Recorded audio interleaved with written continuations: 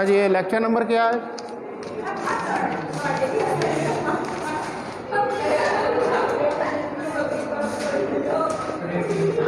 18।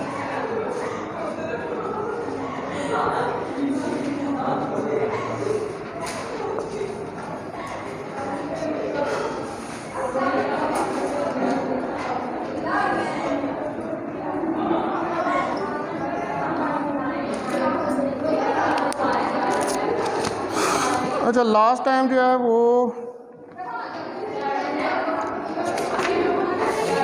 कहाँ तक किया था हमने? दिखाना। ये चैप्टर ये सारे कर लिए थे। वेक्टर डाइव आगे करना ज़रा। ये फार्मूले इसके लिख लिए थे सारे लिख लिए थे। ठीक है, इसका मतलब फिर तो ये चैप्टर ही ख़त्म हो गया था। ठीक है, फिर तो अगला शुरू करना है हमने। ओके,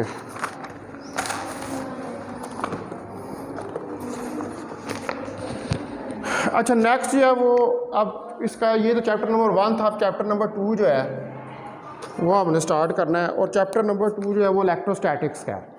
ठीक है, यानी कि अब आपकी असल जो है क्लासिकल इलेक्ट्रोडायनामिक्स वो स्टार्ट होने लगी है।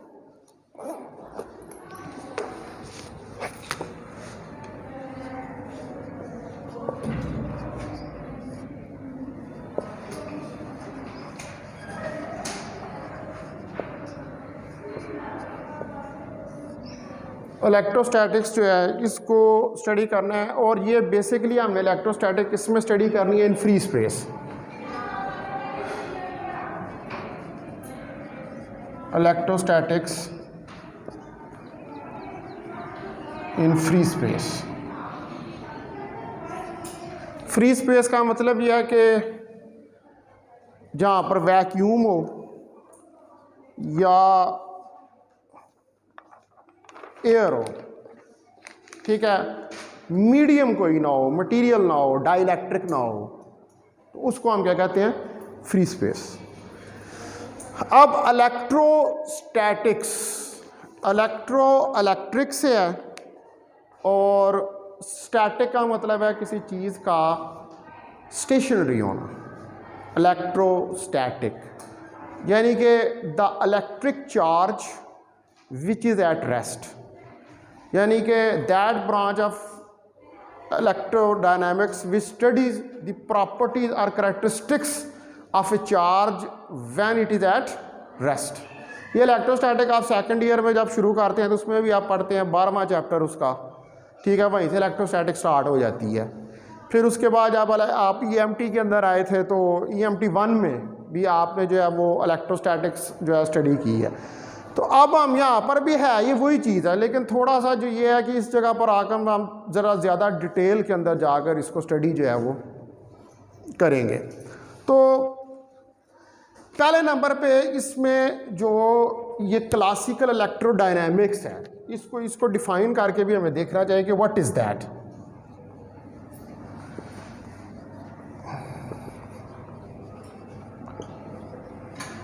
Classical electrodynamics.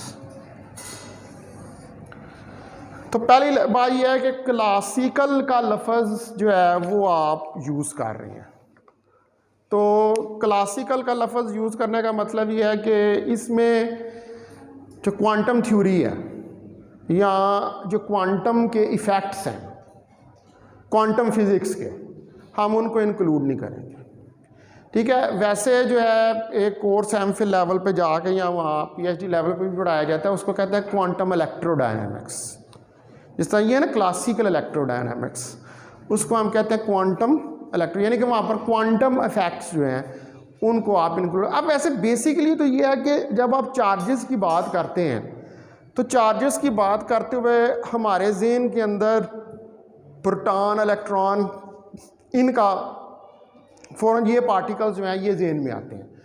और हम ये कहते हैं कि ये जो इलेक्ट्रॉन है उसके ऊपर नेगेटिव चार्ज होता है और प्रोटॉन जो है उसके ऊपर पॉजिटिव चार्ज होता है। मतलब फर्स्ट ऑफ ऑल हमारे ज़हन में यही चीज़ जो है वो आती है जो ही हम इलेक्ट्रिक का लफ्ज़ जो है वो यूज़ करते हैं।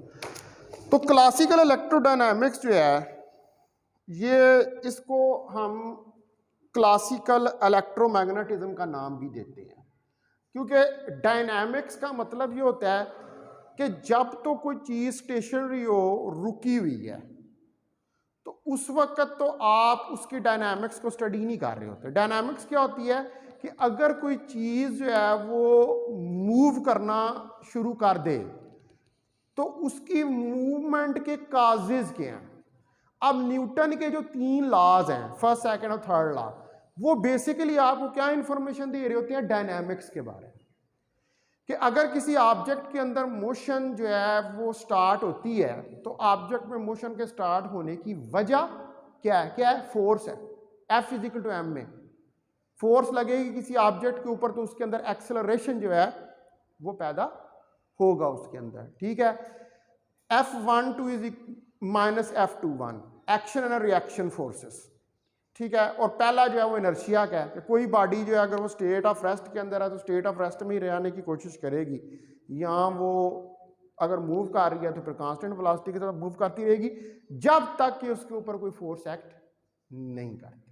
तो डायनामिक्स बेसिकली क्या है कि जब कोई फोर्स एक्ट करे और वो चीज़ जो है उसके अंदर कोई चेंज है वो मूव करना, उसको हम डायनामिक्स कहते हैं। तो इसलिए ये इसको क्लासिकल इलेक्ट्रोडायनामिक्स, यहाँ पर डायनामिक्स का लफ्ज़ यूज़ करने का मकसद ये है कि पहले तो आपने देखना है कि चार्ज रेस्ट पे है, जिसको आप इलेक्ट्रोस्टैटिक कह रहे हैं, यानी कि चार्ज रेस्ट के ऊपर है और चार्ज स्टेशनरी है, तो चार्ज के क्या करैक्टरिस्टिक्स हैं, क्या प्रॉपर्टीज़ हैं, वो आपने स्टडी करनी है। उसके बाद जो दूसरा पार्ट है इसका, ठीक है, डायनामिक्स, यानी कि जब चार्ज ने मूव करना शुरू कर दिया, जब चार्ज रेस्ट पे होता है तो हम कहते हैं उसकी सराउंडिंग में इलेक्ट्रिक फील्ड है, और जब चार्ज मूव करना शुरू कर देता है तो हम कहते हैं कि उसकी सराउंडिंग में मैग्नेटिक फील्ड है। तो ये डायनामिक्स के अंदर ये चीज़ आ जाती है। तो इसको हम एक और नाम भी देते हैं इलेक्ट्रोमैग्नेटिज्म, जिस तरह वो आप पीछे पढ़ते हैं इलेक्ट्रोमैग्नेटिज्म 1 और electromagnetism 2। It is also known as electromagnetism।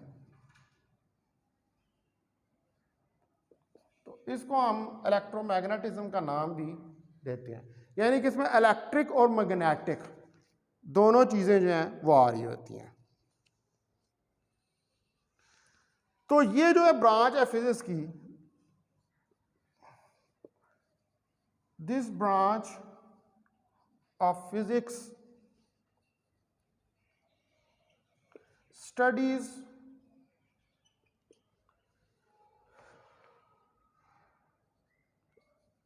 the consequences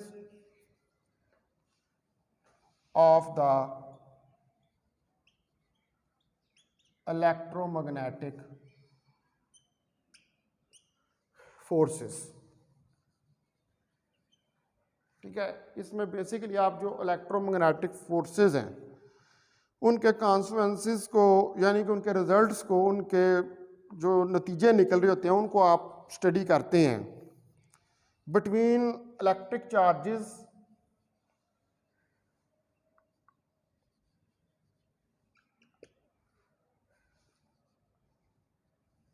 and electric currents.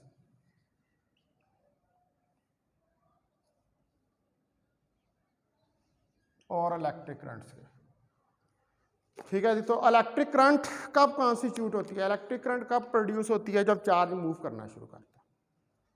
जब चार्ज स्टेशनरी होता है तो वो कोई करंट प्रोड्यूस नहीं कर रहा होता, लेकिन जब चार्ज मूव करना शुरू कर देता है तो इलेक्ट्रिक करंट। तो इसका मतलब है कि इसमें जो कॉन्सिक्वेंसेज हैं बेसिकली ये सारी चीज़ें किससे रिलेटेड है? इलेक्ट्रोमैग्नेटिक फोर्सेस से। इलेक्ट्रिक और मैग्नेटिक, यानी जिसके अंदर इलेक्ट्रिक और मैग्नेटिक फोर्स क्या होती हैं, जिसमें इलेक्ट्रिक और मैग्नेटिक फील्ड होते हैं। और इलेक्ट्रिक और मैग्नेटिक फील्ड जो होते हैं जब वेव प्रोपोगेट कर रही होती है, ठीक है, इलेक्ट्रोमैग्नेटिक वेव होती है उसके परपेंडिकुलर होते हैं। तो बेसिकली ये क्या है?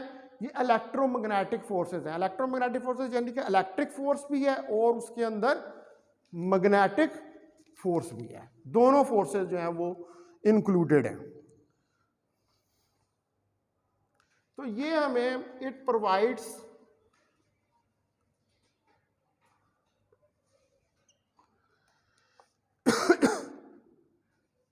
N excellent description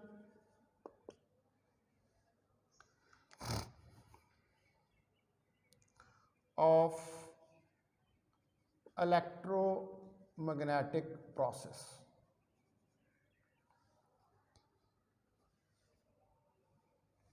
Whenever the length, whenever the relevant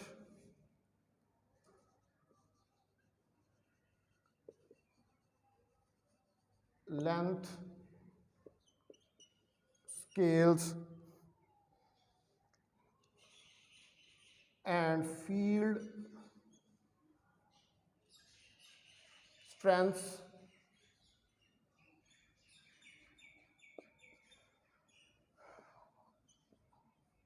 are large enough,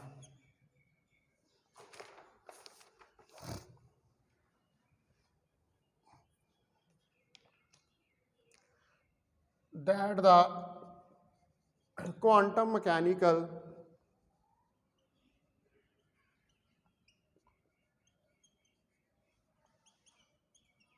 effects are ignored.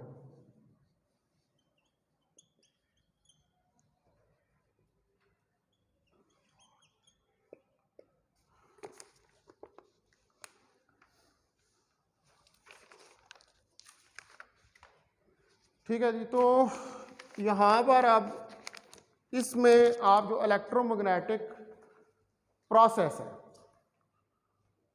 उसकी डिस्क्रिप्शन ये प्रोवाइड करती है। किस वक्त ये डिस्क्रिप्शन यानी कि उसकी एक्सप्लेनेशन किस वक्त देती है? जब रेलेवेंट लेंथ स्केल या फील्ड स्ट्रेंथ जो हैं वो इतनी ज़्यादा होती हैं, इतनी लार्ज होती हैं कि वहाँ पर हम क्वांटम मैकेनिकल इफेक्ट्स को इग्नोर कर सकते। एक्चुअली वैसे तो अब जब भी किसी चीज़ को हम स्टडी करते हैं तो रियलिटी में जो रियल वर्ल्ड होता है वो तो क्वांटम वर्ल्ड ही होता है। क्लासिकल वर्ल्ड तो उसके लार्जर क्वांटम नंबर्स के ऊपर होता है। ठीक है, क्योंकि क्लासिकल मैकेनिक्स जो है ये बेसिकली लिमिटिंग केस है इसका, क्वांटम मैकेनिक्स का या क्वांटम फिजिक्स का आप कह सकते हैं, लिमिटिंग केस है।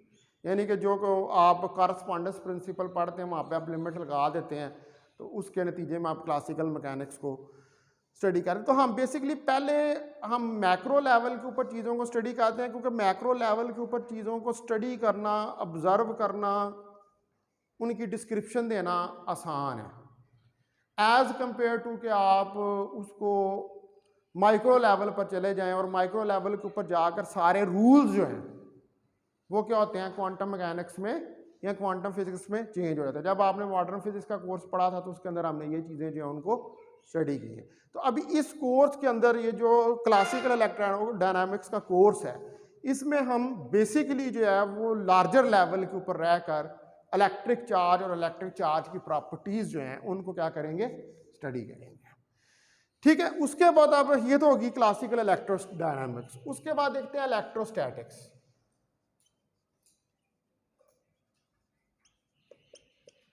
इलेक्ट्रोस्टैटिक्स को हम किस तरह जो है वो डिफाइन कर सकते हैं।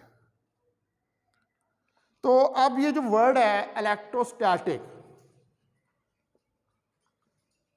The word electrostatic,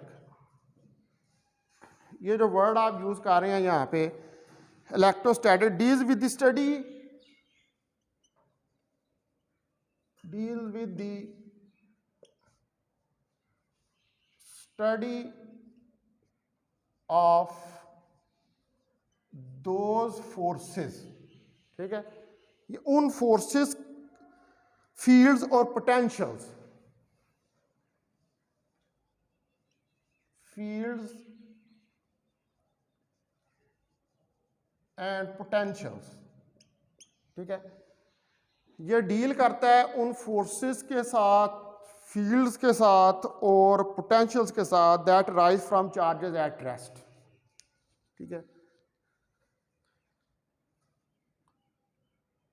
that arise from charges at rest. ठीक है, जो कि उस वक्त आप उनको स्टडी करते हैं कि जब चार्जेस जो होते हैं वो रेस्ट के ऊपर होते हैं। ठीक है,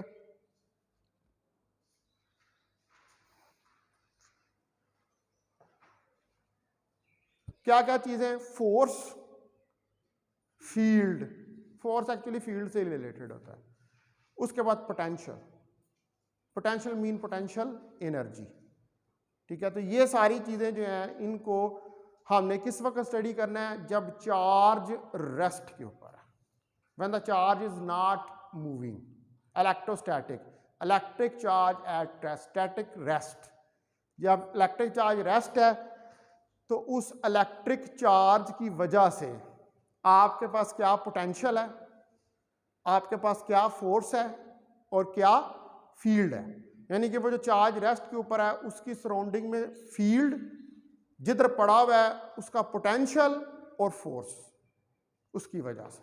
ये सारी चीज़ें जो हैं इनको आप इलेक्ट्रोस्टैटिक्स के अंदर जो है वो स्टडी करते हैं। ठीक है,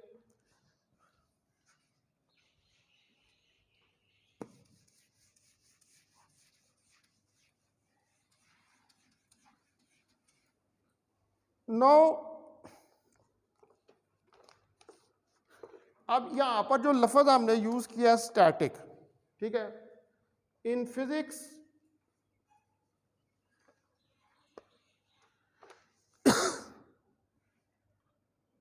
द वर्ड स्टैटिक, फिजिक्स के अंदर जो वर्ड है static means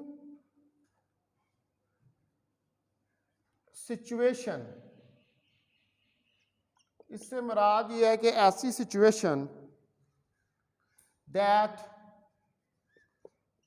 do not change with time. It is mean that is independent of time. ठीक है, it means that it is independent of time। तो इसका मतलब है कि ये टाइम से स्टैटिक है। अब चीज़ कोई तो आप जितना वक्त गुजरता जाएगा वो स्टैटिक ही रहेगी। अब ये बैग इधर पड़ा हुआ है तो ये क्या है, ये स्टैटिक है। 1 घंटा गुजर जाएगा तो उसके बाद भी ये बैग इधर ही पड़ा होगा, तो फिर इसके ऊपर कोई टाइम का इफेक्ट तो नहीं आ रहा। यानी कि evolution of time, evolution of time का मतलब होता है कि वक्त का गुजरना। तो एवोल्यूशन ऑफ टाइम तो नहीं इधर आपको पता, ये तो स्टेशनरी पड़ा हुआ है। मेरा हाल आज इसको रख के जाए तो कल सुबह पाएंगे तो यही पड़ा होगा। फर्ज करें इसको कोई चोरी करके नहीं ले जाता, इधर ही पड़ा रहेगा ना, ये इसको तो नहीं कोई उठाएगा। तो ये स्टेशनरी, इसका मतलब है कि ये इसकी अब जो पोजीशन है what is that, it is independent of time. ये टाइम से इंडिपेंडेंट है, टाइम का इसके ऊपर कोई इफेक्ट जो है वो नहीं आ रहा। तो यहां पर भी यही बताने का मकसद है कि ये ऐसी वर्ड स्टैटिक फिजिक्स में ऐसी सिचुएशन है कि जो इंडिपेंडेंट ऑफ टाइम होती है, यानी कि जो टाइम के ऊपर डिपेंड नहीं करती है। ठीक है, तो इसका मतलब है कि जब चार्ज रेस्ट के ऊपर है तो फिर हम उसको रेफर कर सकते हैं कि it is A situation like that which is independent of time, in which we can't include the evolution of time, जिसके अंदर हम evolution of time जो है उसको तो कंसिडर नहीं कर रहे। तो इसलिए जो इलेक्ट्रोस्टैटिक है, the electrostatic is a process electrostatic जो है ये एक प्रोसेस है ऑफ चार्जेस का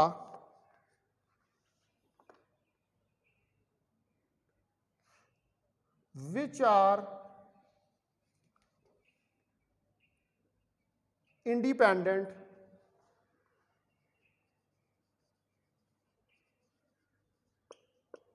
of time।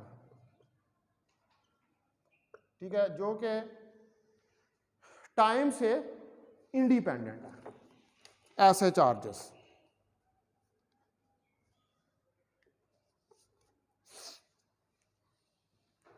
ठीक होगी बात। तो इसको आप कहेंगे इलेक्ट्रोस्टैटिक। यानी कि आप ये जितनी आप इलेक्ट्रोस्टैटिक स्टडी करेंगे इसमें डायनामिक्स की बात तो नहीं मैं कर रहा, डायनामिक्स के अंदर तो जाके फिर एवोल्यूशन आएगा, ठीक है, लेकिन अभी जो इलेक्ट्रोस्टैटिक हम यहाँ पर स्टडी करेंगे ये सारी की सारी टाइम इंडिपेंडेंट होगी। यानी कि जो टाइम का फैक्टर है बीच में, टाइम की डायमेंशन है, उसको इंक्लूड करने की ज़रूरत हमें नहीं है। अब आगे नेक्स्ट इसमें जो असल चीज़ है, ये तो डेफिनेशंस थी थोड़ा सा समझने के लिए कि ये क्या चीज़ें होती हैं बेसिकली। अब हमने असल जो काम है उस पर आना है, वो है कूलम्स लॉ। क्योंकि जब आप इलेक्ट्रोस्टैटिक को स्टार्ट करते हैं तो सबसे पहले मेरा ख्याल है मैट्रिक के अंदर भी अगर इलेक्ट्रोस्टैटिक होती है, या बल्कि आजकल तो 6ठी 7वीं की किताबों में भी होती है, तो उधर भी वो कहाँ से स्टार्ट करते हैं, कूलम्स लॉ से। ठीक है, आपने कूलम लॉ पढ़ा हुआ है पहले 20 दफ़ा, हमने कूलम लॉ जो है उसको पढ़ा हुआ है, लेकिन हम जब भी इलेक्ट्रोस्टैटिक को स्टार्ट करेंगे हमें कूलम लॉ से ही उसको शुरू करना पड़ेगा। तो कूलम्स लॉ हमारा नेक्स्ट टॉपिक है। अब इस लॉ को हम किस तरह डिफाइन करते हैं, this law stated as 2-point charges exert forces।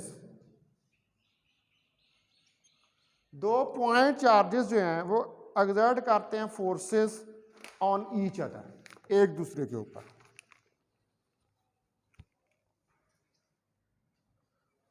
On each other, ठीक है, 2 चार्जेस हों, एक जगह पर पड़े हों, तो वो एक दूसरे के ऊपर क्या करेंगे, फोर्स एक्सर्ट करेंगे, and this force is equal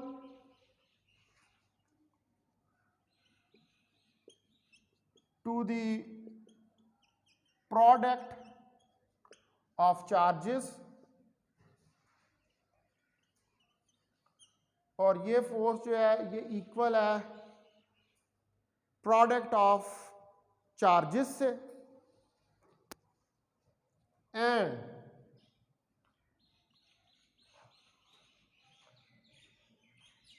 inversely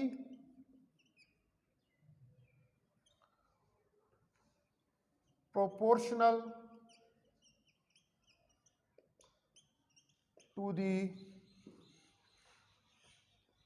यहाँ अभी प्रोपोर्शनल का लफ्ज़ यूज़ कर लें आप, directly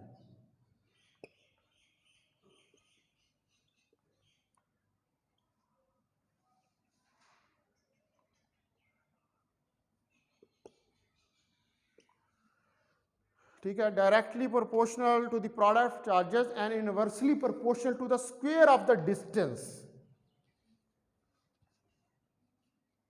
to the square of the distance between 2 charges।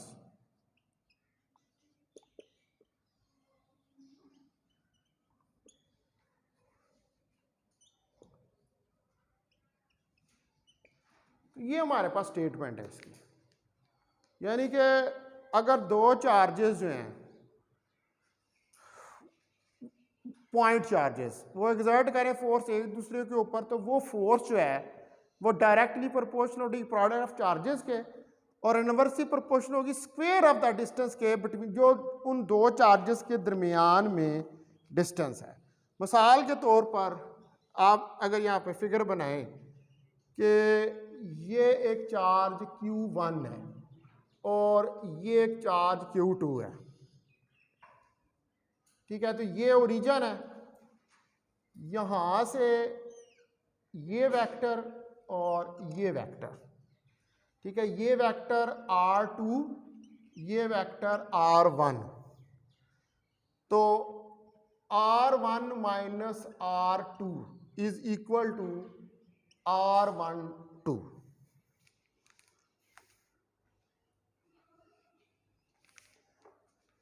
ठीक है जी। ये आपका दो चार्जेस हैं जिनके दरमियान डिस्टेंस है R12, ठीक है, एक पोजीशन वेक्टर चार्ज Q1 जिस जगह पर उसका पोजीशन वेक्टर Q1 है, चार्ज Q2 जिधर है उसका पोजीशन वेक्टर R2 है। अब जो फोर्सेस एक्ट कर रही हैं यहां पर, द फोर्सेस एक्ट, जो फोर्सेस जो एक्ट करेंगी along the line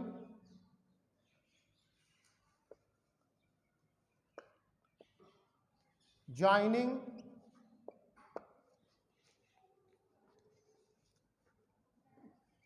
the two charges, ठीक है, ये लाइन जो है जो कि दो चार्जेस को आपस में कनेक्ट कर रही है, and are repulsive for like charges and attractive for unlike charges।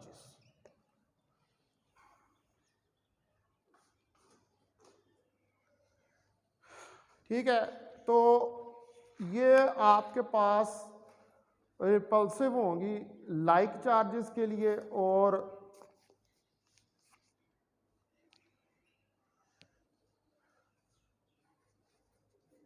Unlike charges के लिए क्या होंगी, अट्रैक्टिव। अब लाइक और अनलाइक चार्जेस का मतलब क्या है कि if you have negative negative, these are like charges, positive positive, these are like charges, they will repel. एक ही किस्म की नेचर है ना, एक ही चार्ज है तो रिपेल करेंगे, एक दूसरे को एक दूसरे से परे धकेलेंगे क्योंकि सेम नेचर है। लेकिन अगर अनलाइक है यानी कि एक पॉजिटिव है और एक नेगेटिव है, अब नेचर अपोजिट हो गया, तो जब नेचर अपोजिट हो जाएगी तो वो क्या करेंगे, एक दूसरे को अट्रैक्ट जो है वो करेंगे। ठीक है, अब जो हमारे पास ये चार्जेस हैं Q1 और Q2, इनका अगर मैं एक और फिगर बनाऊं तो ये Q1 और ये Q2, ये चार्ज, और इनके दरमियान में डिस्टेंस R, ठीक है। तो इसको अगर मैं मैथमेटिकली राइट डाउन करूं तो F मेरे पास डायरेक्टली प्रोपोर्शनल है Q1 Q2 के, इसको मैं कह देता हूं ये इक्वेशन 1 है, और F इनवर्सली प्रोपोर्शनल है 1/r² के, इसको मैं कह देता हूं इक्वेशन 2 है। तो अगर हम 1 और 2 को कंबाइन कर लें तो F Q1 Q2 over r² के बराबर आ जाएगा, और यहां से प्रोपोर्शनैलिटी को खत्म कर दें तो K Q1 Q2 over r² के बराबर ये चीज आ जाएगी। Now K here is constant, और ये 10 की पावर 9 न्यूटन मीटर पर कूलम स्क्वायर के बराबर होता है, और ये K कांस्टेंट जो है ये 1/4 पाई एप्सिलॉन नॉट के बराबर भी होता है। तो इसका मतलब है कि हम इस इक्वेशन को लिख सकते हैं F is equal to 1/4 pi epsilon not Q1 Q2 over R square. What is this? This is the magnitude form of Coulomb's law. ये आपके पास कूलम्स लॉ की मैग्नीट्यूड फॉर्म है, ठीक है। तो इसके अंदर ये जो मैग्नीट्यूड फॉर्म है, इसके अंदर एप्सिलॉन नॉट जो है that is the permittivity of free space, permittivity of free space. ये आपके पास जो फ्री स्पेस है उसकी परमिटिविटी है और इसकी वैल्यू हमारे पास होती है एप्सिलॉन नॉट की 8.85 10 की पावर -11 कूलम स्क्वायर पर newton metre square. That is the value. Permittivity का मतलब होता है परमिट करना, कि कितनी फोर्स को वो परमिट करता है दो चार्जेस के दरमियान गुजरने देता है। तो ये परमिटिविटी ऑफ फ्री स्पेस है, यानी कि ये उस वक्त परमिटिविटी है कि जब इन दो चार्जेस के दरमियान में वैक्यूम है या एयर है, कोई डाइइलेक्ट्रिक मटेरियल नहीं है, तो उस वक्त ये इसकी परमिटिविटी है, ठीक है। लेकिन फॉर किसी मीडियम, यानी कि इन चार्जेस के दरमियान में अगर आप कोई मीडियम जो है उसको रख दें, मिसाल के तौर पर मैं कहता हूं कि अगर हम ये दो चार्जेस हैं, दोबारा वही फिगर Q1 Q2, और ये एक इनके दरमियान में आप मीडियम रख दें, तो जब आपने मीडियम रख दिया तो इसका मतलब है कि ये अब फ्री स्पेस तो ना रही, ठीक है। ये कोई मीडियम आ गया और ये मीडियम जो है इसको आप कह सकते हैं कोई डाइइलेक्ट्रिक है, ठीक है। तो अगर हम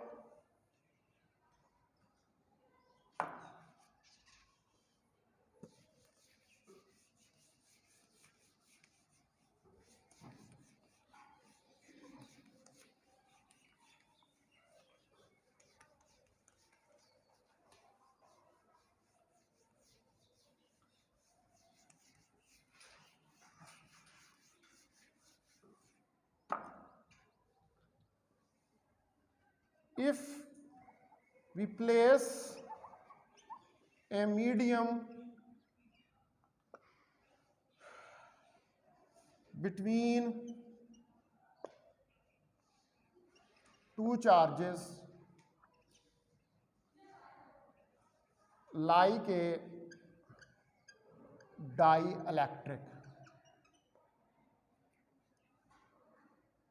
जैसे कि डाइइलेक्ट्रिक है।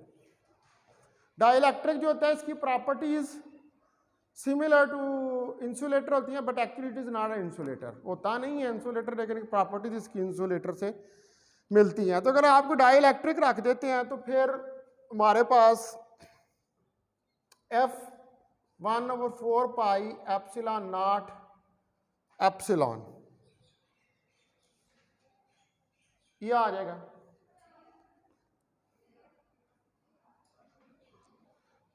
एप्सिलॉन आर इसको कह रहे हैं डाइइलेक्ट्रिक के लिए, Q1 Q2 over R square. अब यहां पे जो एप्सिलॉन आर है actually that is the ratio of epsilon over epsilon not, permittivity of a medium divided by permittivity of free space, ठीक है। एप्सिलॉन क्या है? Permittivity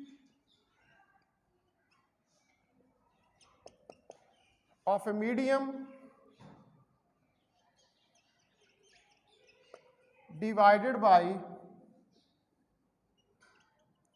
permittivity of free space,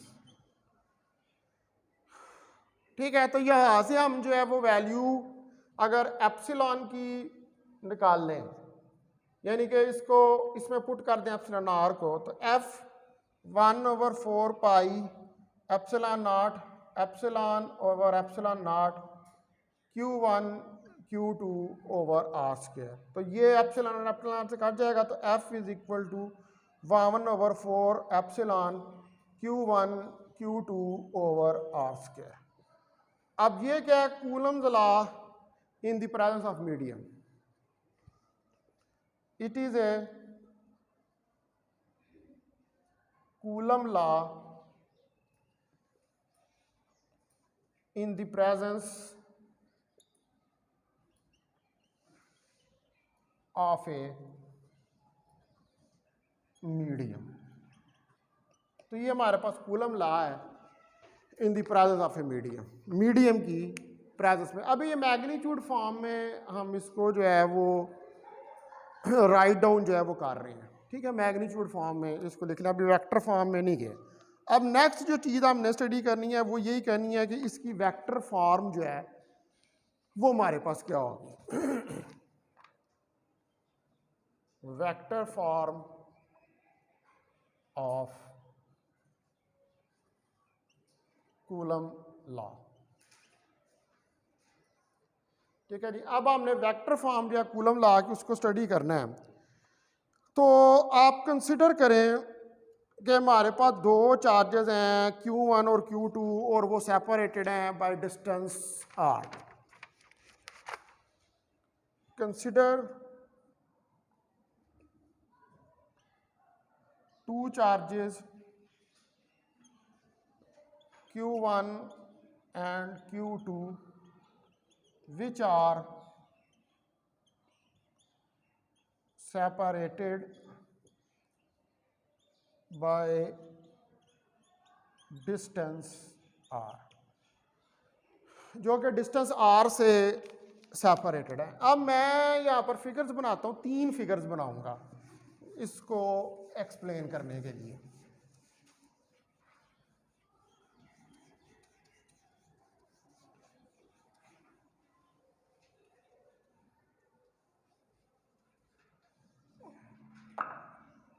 तो पहली फिगर ए जो है, ये हमारे पास ये चार्ज है, एक ये चार्ज है, ये Q2 है, ये Q1 है, और इस तरफ ये हमारे पास इनके दरमियान में डिस्टेंस r है, ठीक है, और ये फोर्स लग रही है इस तरफ F, और ये r यूनिट वेक्टर है जिस तरफ जा रहा है, ठीक है। ये ए फिगर होगी। उसके बाद बी फिगर आए, ये दो चार्जेस, फिर ये फोर्स इस तरफ लग रही है F12, और इस तरफ फोर्स लग रही है F21, ठीक है। यहां पर ये R12 यूनिट वेक्टर जो है वो एक्ट कर रहा है, ठीक है। और उसके बाद ये R12 और इससे इस तरफ R21, ये यूनिट वेक्टर जो है वो एक्ट करेगा। ये बी फिगर होगी हमारे पास, ठीक है। उसके बाद सी फिगर पे आए, फिर चार्जेस Q1 और Q2,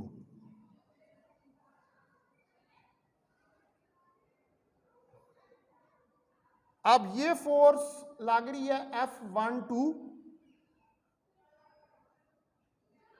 ये, और ये फोर्स लग रही है, सॉरी, ये फोर्स लग रही है F21, और ये फोर्स लग रही है F12। तो ये सारी तीनों फिगर्स क्या हैं, ये वेक्टर फॉर्म है of Coulomb's law.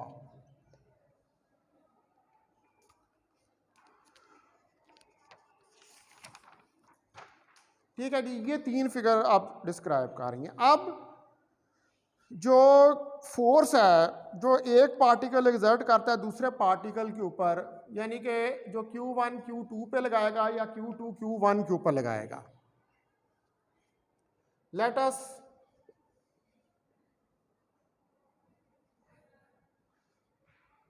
Consider a force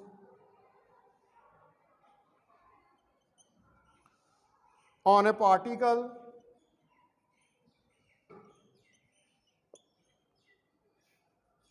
exerted by second particle.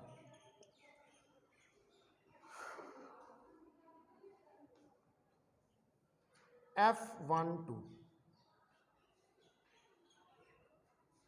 अगर अब दोनों चार्जेस का सेम साइन हो, if both charges have same sign, then the force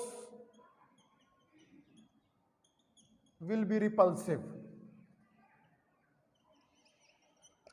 तो फिर फोर्स जो है वो क्या होगी, वो रिपल्सिव होगी।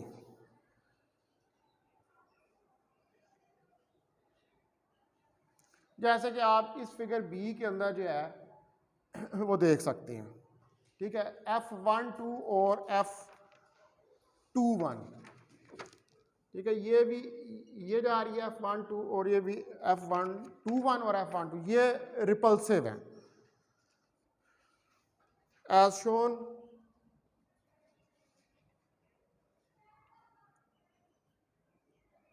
इन फिगर बी। जैसा कि फिगर बी के अंदर आप देख सकते हैं। अब F12 है, it must be parallel to R12।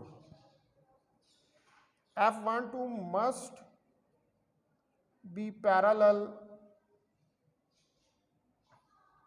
To R12। F12 को R12 के क्या होना चाहिए, पैरेलल होना चाहिए। देख लें, ये R12, ये F12, तो ये दोनों एक दूसरे के पैरेलल हैं। अब अगर चार्जेस जो हैं उनका ऑपोजिट साइन हो, ठीक है, जैसे ये फिगर सी दिखा रही है, if the charges have opposite sign, अगर चार्जेस जो हैं उनका ऑपोजिट साइन है, एज इन फिगर सी, जैसे कि फिगर सी में आप देन फोर्स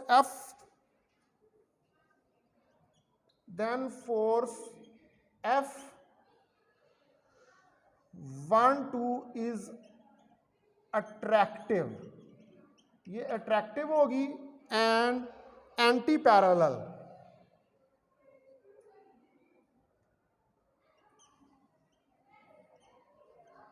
और एंटी पैरेलल होगी R12 के, ठीक है। अब देख लें, ये R12 के क्या है, ये एंटी पैरेलल फिगर सी के अंदर।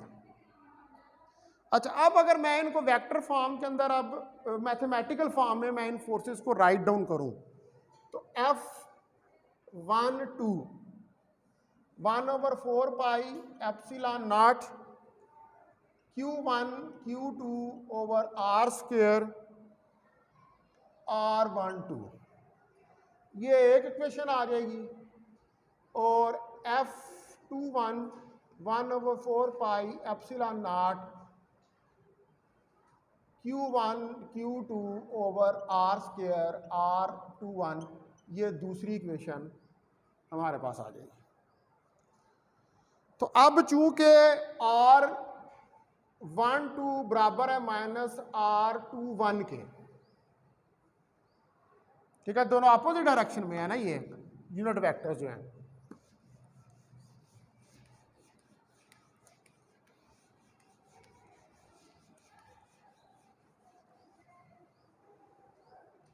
तो इसकी वैल्यू अगर ये अपोजिट है एक दूसरे के, तो इसकी वैल्यू अगर मैं R12 की वैल्यू पुट करूं इक्वेशन 1 में, तो F12 1/4 pi epsilon not Q1 Q2 over R square minus R21, तो F12 1/4 pi epsilon not, minus का साइन इधर आ जाएगा, Q1 Q2 over R square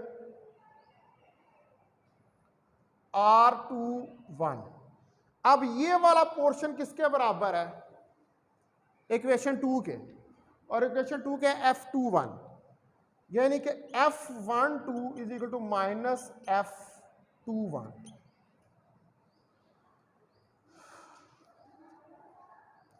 तो ये बेसिकली क्या है? Newton third law of motion.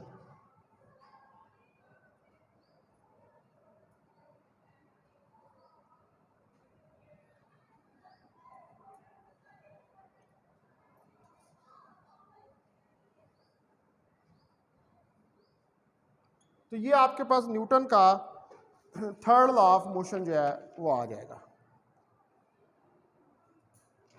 अब ये जो वेक्टर फॉर्म है इसकी कूलम्स लॉ की,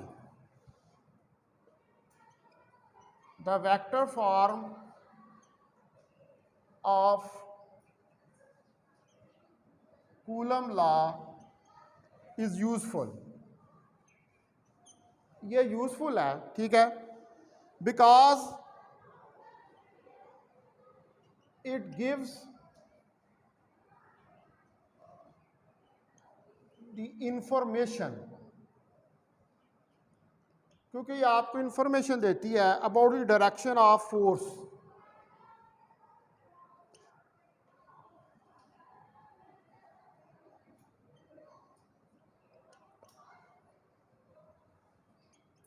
फोर्स की डायरेक्शन के बारे में कि किस तरफ फोर्स लग रही है, वेदर इट इज अट्रैक्टिव और repulsive, whether it is attractive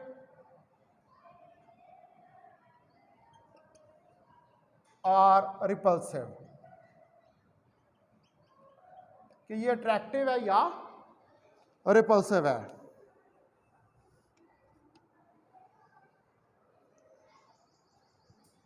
तो अब अगर हमारे पास मोर देन 2 चार्जेस हो, ठीक है, if we have more then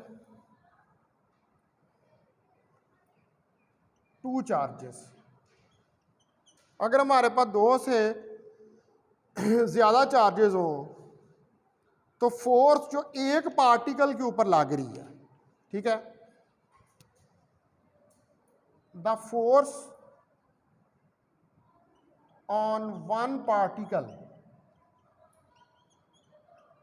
is, ये फोर्स आपके पास आ जाएगी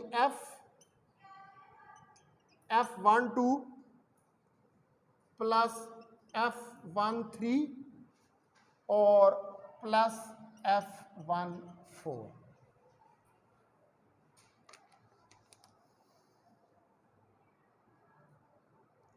अब F12 जो है वो फोर्स है पार्टिकल 1 पे फ्रॉम पार्टिकल 2, F13 फोर्स है पार्टिकल 1 पे पार्टिकल 3 से, F14 फोर्स है from particle 1 to particle 4 and so on.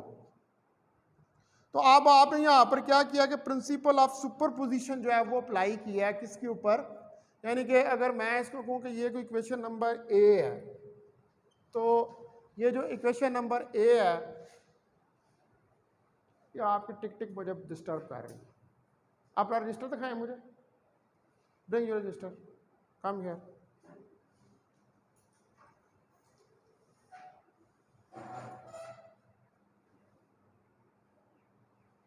You have not noted, therefore you are doing tick tick tick tick tick tick।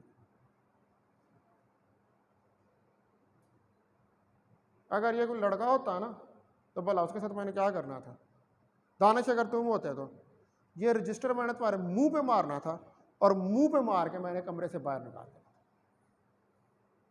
I am leaving you as you are female, but next time please don't do this. मुंह पे मारना था और मुंह पे मार के मैं यही करता हूं, मैं मुंह पे मारता हूं और कमरे से बाहर निकाल देता हूं। आई एम मैड, मेरी कमर में दर्द है और मैं पिछले 50 मिनट से जो है मैं लिख रहा हूं। ठीक है जी, तो ये इक्वेशन ए जो है